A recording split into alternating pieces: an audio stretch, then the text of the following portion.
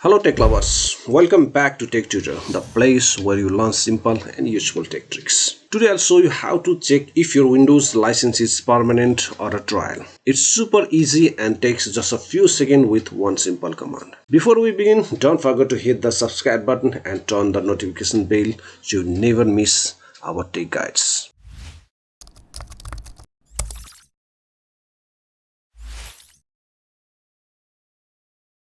Alright, let's get started.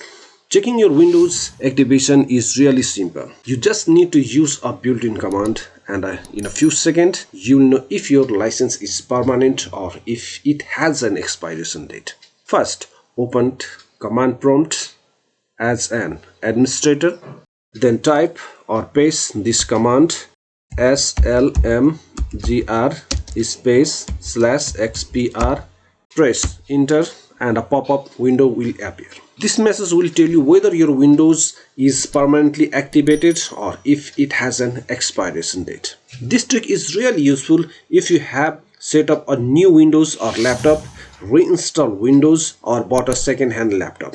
With just one command, you can quickly check your Windows activation.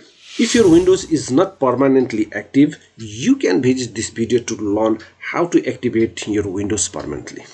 Okay tech lovers, if you found these tips useful, hit the like button and subscribe for more tech tips. Got any questions? Drop them in the comments. See you in the next video and stay tech savvy.